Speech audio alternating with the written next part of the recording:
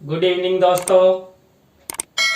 CDRK Saini BEd classes में आप सभी का हार्दिक स्वागत है, अभिनंदन है। देखिए, हम प्रतिदिन आपके बीएड पाठ्यक्रम का टॉपिक टू टॉपिक अध्ययन कर रहे हैं।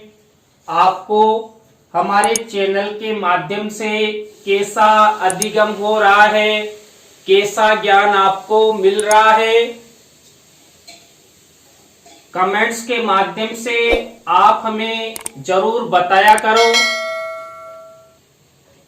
जिससे हम भी उन वीडियोज में अपेक्षित सुधार कर सके। देखिए,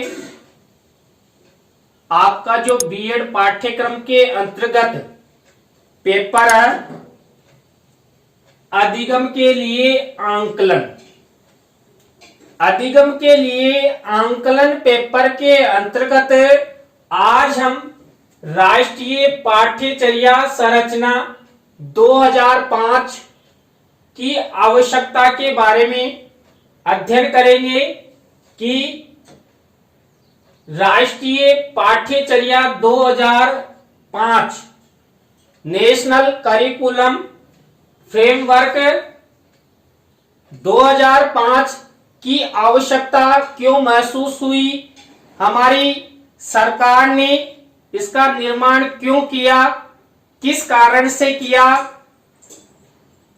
इससे पहले हमने देखिए नेशनल करिकुलम फ्रेमवर्क 2005 के सामान्य परिचय के बारे में अध्ययन कर लिया है। आप हमारे चैनल पर जाकर उस वीडियोज को देख सकते हैं, अधिगम कर सकते हैं। तो आइए देखते हैं राष्ट्रीय पाठ्यचर्या संरचना 2005 की आवश्यकता। देखिए, राष्ट्रीय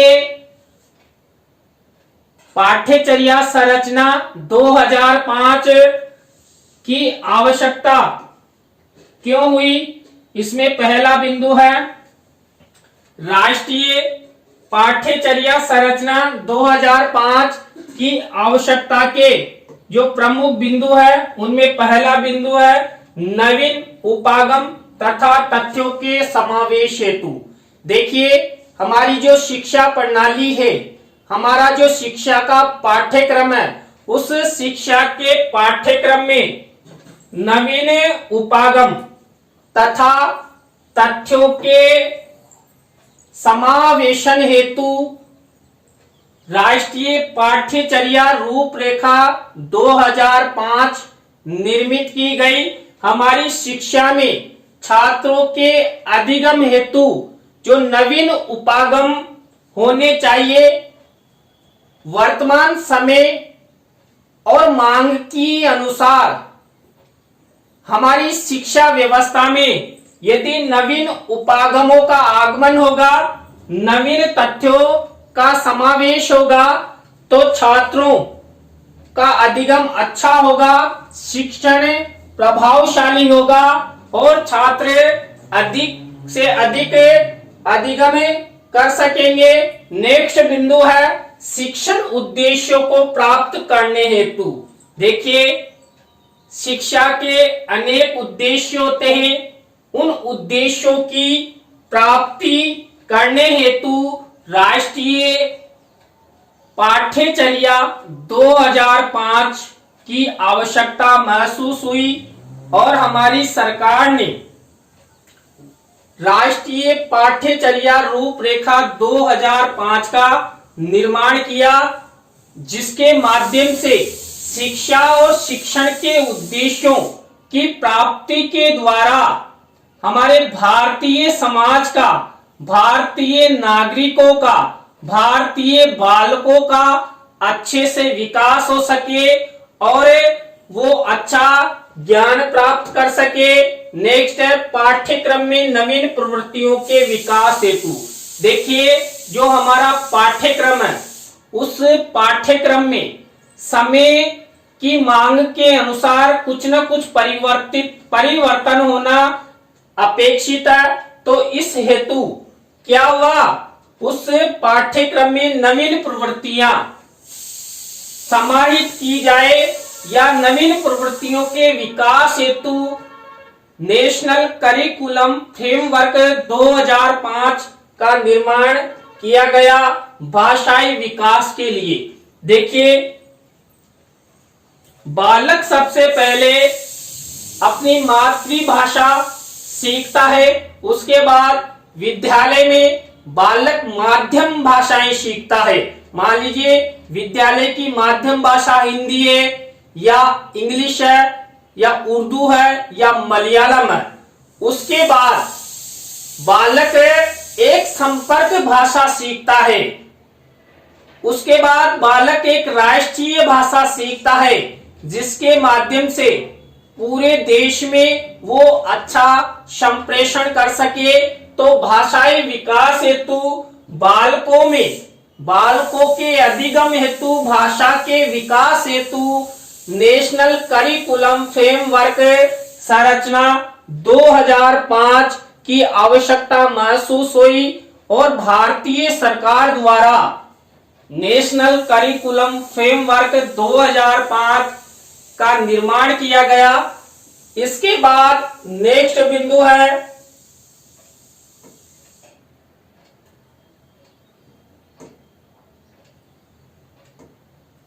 कक्ष में प्रभावात्मक शिक्षण एवं अधिगम के लिए। देखिए, छात्र कक्ष में सत्र आरंभ से लेकर सत्र पर्यंत तक सैद्धांतिक शिक्षण करते हैं और पाठ्य सहगामी क्रियाओं के माध्यम से वो अपना विकास करते हैं। जो बालकों को कक्ष में एक अध्यापक के द्वारा अधिगम करवाया जाता है,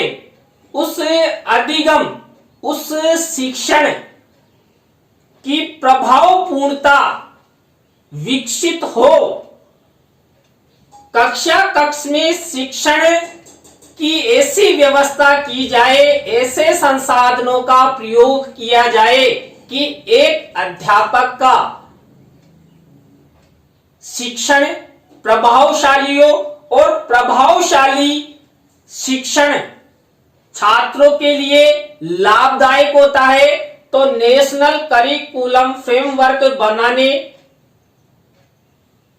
की आवश्यकता कक्ष में प्रभावात्मक शिक्षण एवं अधिगम के लिए, किनके अधिगम के लिए, छात्रों के अधिगम के लिए आवश्यकता महसूस हुई। इसके बाद देखिए नेक्स्ट, छात्रों में शिक्षण की संतुष्टि हेतु। देखिए, जब छात्र कक्ष में अध्ययन करते हैं और अध्ययन के दौरान जो उनका पाठ्यक्रम होता है, उस पाठ्यक्रम से संबंधित एक अध्यापक के द्वारा जो उनको शिक्षण करवाया जाता है, अध्यापन करवाया जाता है, उस अध्यापन से रिलेटेड संपूर्ण ज्ञान यदि बालकों को मिलता है तो बालकों में संतुष्टि होती है और बालक संतुष्टि पूर्वक ज्ञान को ग्रहण करता हुआ अच्छा अधिगम करता है। अच्छा अधिगम बालकों के लिए बहुत ही लाभदायक होता है। इसलिए आवश्यक है कि बालकों या छात्रों में शिक्षण की संतुष्टि हेतु राष्ट्रीय पाठ्यचर्या रूपरेखा 2005 की आवश्यकता महसूस हुई। इसके बाद वर्तमान आवश्यकता एवं मांग के अनुरूप पाठ्यक्रम हेतु। देखिए, समय हमेशा चलता रहता है, रुकता नहीं है और भारतीय समाज में भी समय परिवर्तित होता रहा है। हमारी शिक्षा में लगातार प्रगति हो रही है, शिक्षा में नवीन उपागमों का आगमन हो रहा है। आधुनिक छात्रों की मांग नागरिकों की मांग समय के अनुसार बढ़ रही है। शिक्षा में आवश्यक नवीन प्रवृत्तियों उपागमों का विकास हो, पाठ्यक्रम में परिवर्तन किया जाए जिससे छात्रों का अधिगम अच्छा हो। वर्तमान समय में जो पाठ्यक्रम प्रचलित है, ये पाठ्यक्रम बालकों के अधिगम हेतु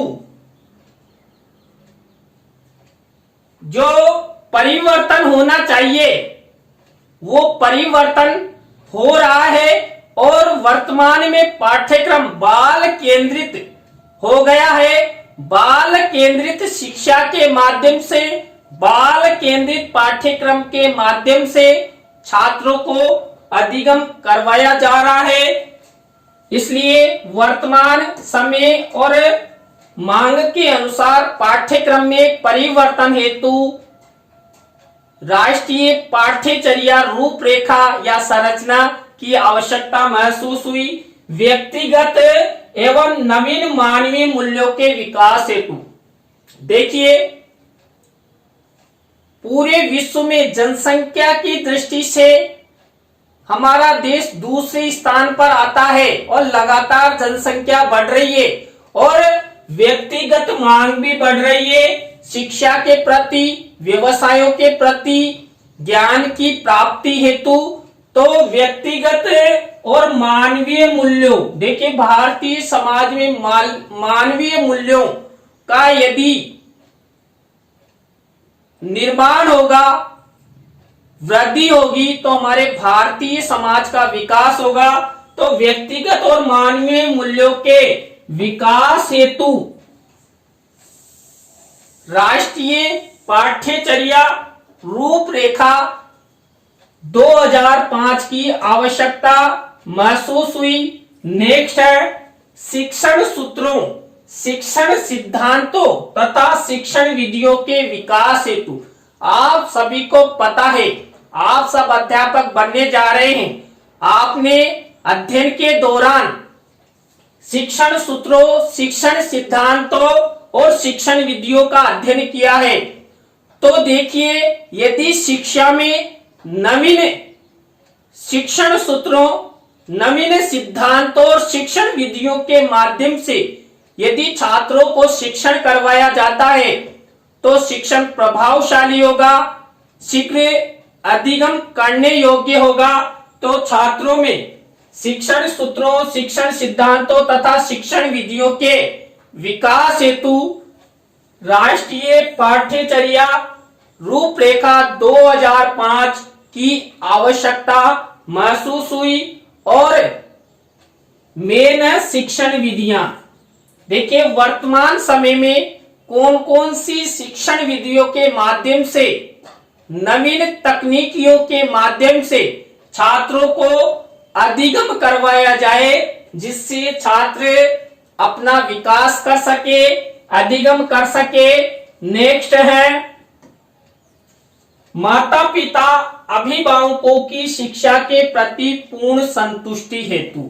देखिए माता पिता अभिभावक ये चाहते हैं कि हमारा बालक अच्छी शिक्षा ग्रहण करे, अच्छा अधिगम करे और अपना अच्छा फ्यूचर निर्माण करे। तो माता पिता अभिभावकों की शिक्षा के प्रति पूर्ण संतुष्टि हेतु भी राष्ट्रीय पाठ्यचर्या रूपरेखा 2005 की आवश्यकता महसूस हुई। और 2005 में यह निर्मित किया गया अध्यापकों की संतुष्टि हेतु।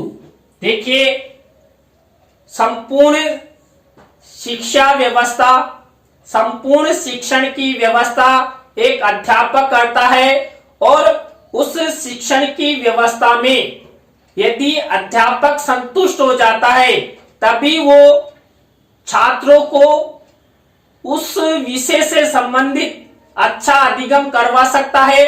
तो अध्यापकों की संतुष्टि हेतु भी राष्ट्रीय पाठ्यचर्या संरचना 2005 की स्थापना की गई, निर्माण किया गया। नेक्स्ट है नवीन शोधों के परिणाम एवं निष्कर्ष हेतु। देखिए, आप उच्च शिक्षा अंतर्गत एमएड करते हैं, एमफिल करते हैं या पीएचडी करते हैं, तो आप नवीन समस्याओं, नवीन विषयों पर आधारित रिसर्च करते हैं और शिक्षा में नई नई तकनीकी और नए नए उपागमों का आगमन हो, इस विषय हेतु भी नए नए रिसर्च किए जाते हैं। तो शिक्षा में नवीन शोध यानी नए रिसर्च आए, नवीन तकनीकी आए, नई शिक्षण विधियां आए, नए उपागम आए, इस विषय हेतु भी नेशनल करिकुलम फ्रेमवर्क 2005 का निर्माण किया गया। नेक्स्ट है